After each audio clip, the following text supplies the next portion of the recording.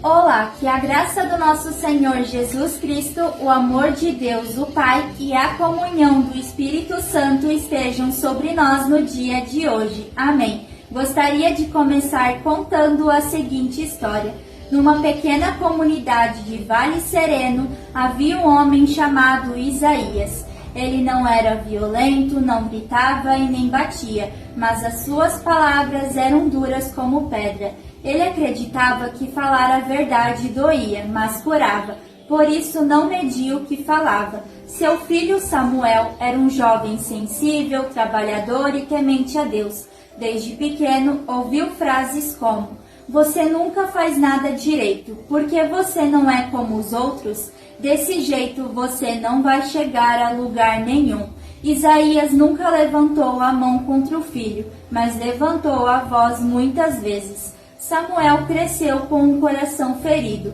Por fora sorria, mas por dentro se sentia incapaz. Cada palavra dita pelo pai se tornou uma sentença gravada na alma. Certo dia, Samuel decidiu contar ao pai que sentia o chamado de Deus para servir na obra. Com o coração tremendo, disse: "Pai, sinto que Deus quer me usar." Isaías, sem nem olhar nos olhos do filho, respondeu: "Você, Deus usar você? Seja realista, você é fraco demais." Samuel abaixou a cabeça, não discutiu nem respondeu. Aquela palavra não fez barulho, mas matou algo dentro dele. Naquela noite, Samuel orou: "Senhor, se nem meu pai acredita em mim, como posso crer?" Com o tempo, Samuel se afastou dos sonhos, da igreja, da alegria, não se perdeu no mundo, mas se perdeu em si mesmo. Até que um dia, Isaías encontrou o quarto do filho vazio e sobre a cama uma Bíblia aberta com o seguinte bilhete: "Pai, você não me matou com as mãos, mas as suas palavras me fizeram desistir de viver o que Deus colocou em mim." Isaías caiu de joelhos. Pela primeira vez entendeu que palavras não voltam. Frases ditas sem amor se transformam em feridas eternas. A verdade sem a graça mata. Então ele clamou a Deus: "Senhor, devolve-me o que as minhas palavras roubaram." Anos depois, Isaías encontrou Samuel num culto simples. E antes que o filho falasse, Isaías disse com lágrimas: "Meu filho, me perdoa, as minhas palavras te feriram, mas hoje eu quero dizer que você é chamado, amado e capaz em Deus." Samuel chorou, porque uma palavra o matou, mas outra começou a ressuscitar. Então, existe um tipo de morte que não faz barulho, não derrama sangue, não tem velório, não tem notícias, mas ela acontece todos os dias. É a morte que vem através das palavras. Conforme Provérbios 18:21, aquilo que sai dos nossos lábios tem poder sobre a vida ou a morte. A Bíblia afirma com clareza que aquilo que sai de nós carrega uma força espiritual, emocional e relacional. Palavras não são apenas sons lançados ao vento, elas carregam identidade e, quando usadas de forma errada, constroem prisões. Elas não deixam marcas no corpo, mas atravessam a alma. Palavras podem espalhar bênção ou maldição, podem ferir sem tocar. As palavras podem aproximar ou afastar, podem salvar ou adoecer, podem levantar alguém do chão ou empurrar alguém para um abismo invisível.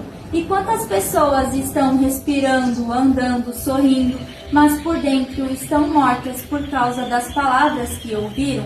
Você não serve para nada, você é um erro, você só traz problema, você nunca vai conseguir, você não é suficiente. Desde o início, vemos o poder da palavra. Quando Deus criou o mundo, Ele criou falando: "Haja luz", e houve. A palavra de Deus gera vida, a criação nasce da palavra, e nós que fomos feitos à imagem e semelhança de Deus, criamos realidades com aquilo que dizemos.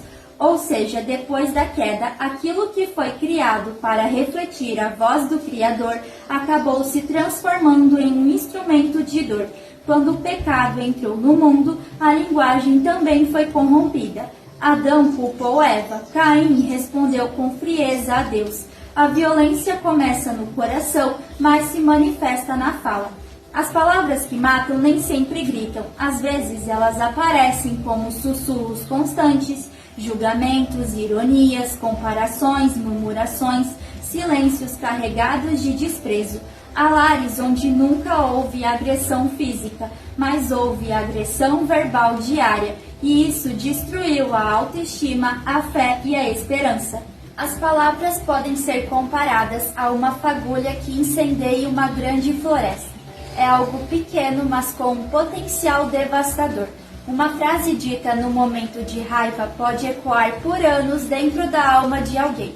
As palavras matam sonhos, matam chamados, matam relacionamentos, matam a alegria e matam a confiança.